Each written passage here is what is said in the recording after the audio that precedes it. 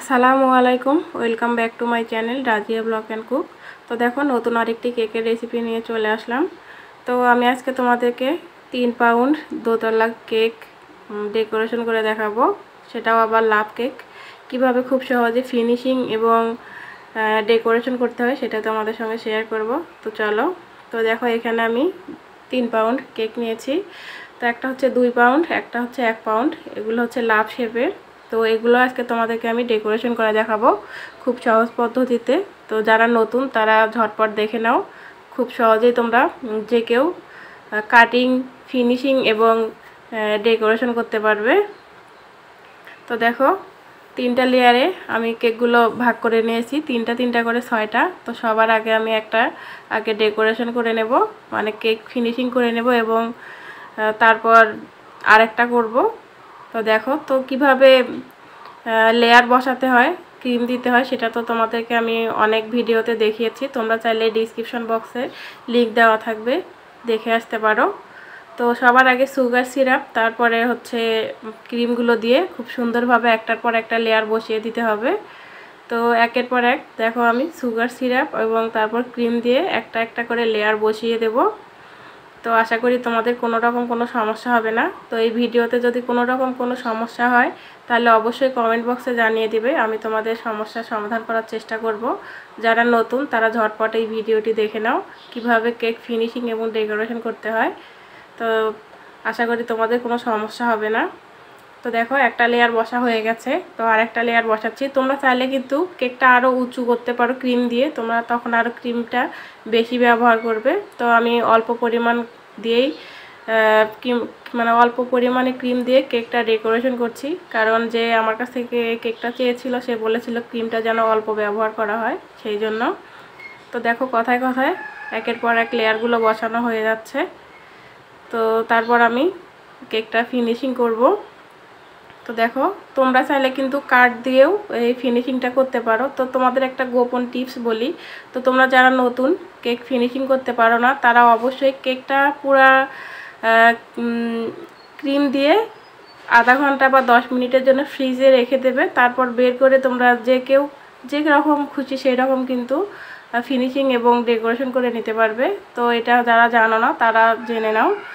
তো অবশ্যই কিন্তু কেকটা ক্রিম দিয়ে আধা ঘন্টার জন্য নর্মাল ফ্রিজে রেখে দেবে, তাহলে কিন্তু ডেকোরেশন করতে বা ফিনিশিং আনতে খুব সুবিধা হয়। তো এটা আমিও জানতাম না, তারপর আস্তে আস্তে আমিও শিখে গেছি। তো আমি অবশ্যই কিন্তু এটা ফ্রিজে রেখেছিলাম আধা ঘন্টা পর কিন্তু বের করে আমি ফিনিশিং করব বা করেছি। তো আমার এই ভিডিওটি যদি দেখতে দেখতে কোনো একটা জায়গা তোমাদের ভালো লেগে যায় তাহলে অবশ্যই লাইক, কমেন্ট এবং শেয়ার করে দিও এবং সাবস্ক্রাইব করে দিও, পাশে থাকা বেল আইকনটি ক্লিক করে দিও, তাহলে নতুন কোনো ভিডিও দেওয়ার সঙ্গে সঙ্গে তোমাদের কাছে পৌঁছে যাবে নোটিফিকেশন। আর যারা ফেসবুক থেকে দেখছো তারা অবশ্যই পেজটিতে একটা ফলো দিয়ে রাখবে।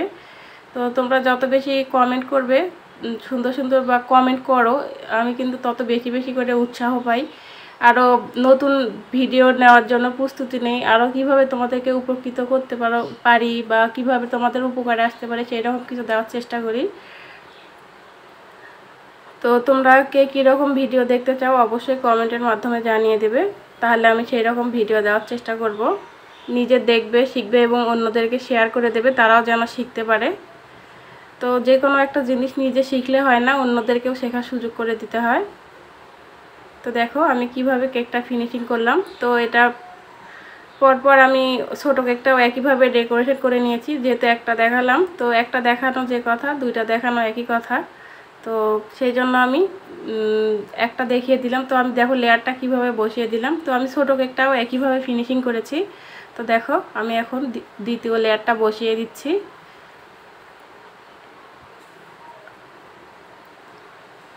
তো দেখো দ্বিতীয় লেয়ারটাও বসিয়ে দিচ্ছি। তো উপরে আমি একটা কাঠি ব্যবহার করেছি যাতে নড়াচড়া না করে কেকটা।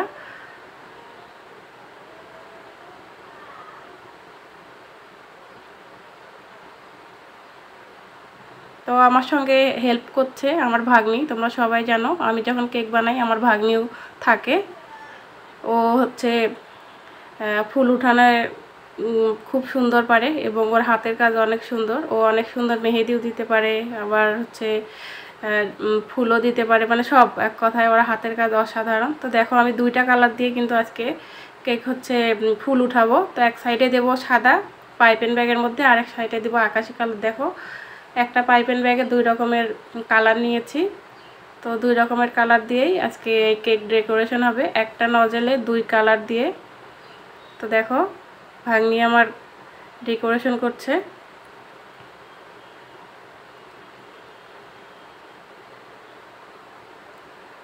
তো এই 3 পাউন্ড কেক কীভাবে আমি তৈরি করলাম সেই ভিডিও নেক্সট ভিডিওতে দেওয়ার চেষ্টা করব। আশা করি তোমরা অল নোটিফিকেশন অন করে রাখবে, তাহলে ভিডিও দেওয়ার সঙ্গে সঙ্গে অবশ্যই পেয়ে যাবে। আর যারা নতুন তারা অবশ্যই এই ভিডিওটি দেখবে, আশা করি তোমাদের উপকারে আসবে। তো দেখো কিভাবে ডেকোরেশন করা হচ্ছে।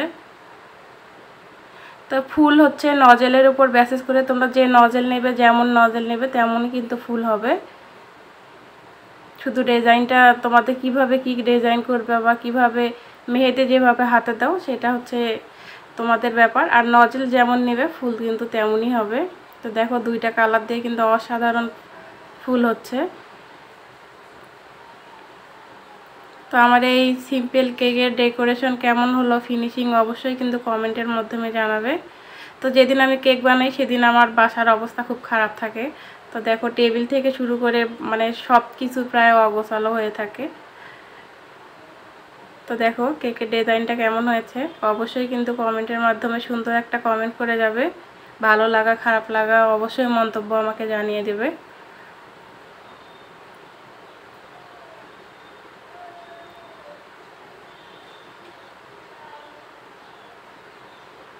তো দেখো কেকটার ফুল কিন্তু উঠানো একদম কমপ্লিট। চারিদিকে ক্রিম কেক এলোমেলো অগোছালো হয়ে আছে দেখো আমার টেবিলের উপরটা। এখন আমি উপর দিয়ে সুগার সিরাপ দেব, এখনও কিন্তু কমপ্লিট হয়নি, কারো নাম লেখা হবে না। এই বার্থডেটা ছিল হচ্ছে আমার দেবরের মেয়ের এবং বউয়ের একদিনে মেয়ের বার্থডে ছিল, সেই একটা কেক দিয়ে ওরা কিন্তু এই জন্মদিনটা সেলিব্রেট করেছিল। তো দেখো উপর দিয়ে আমি ছোট ছোট সুগার বল দিয়ে দিচ্ছি,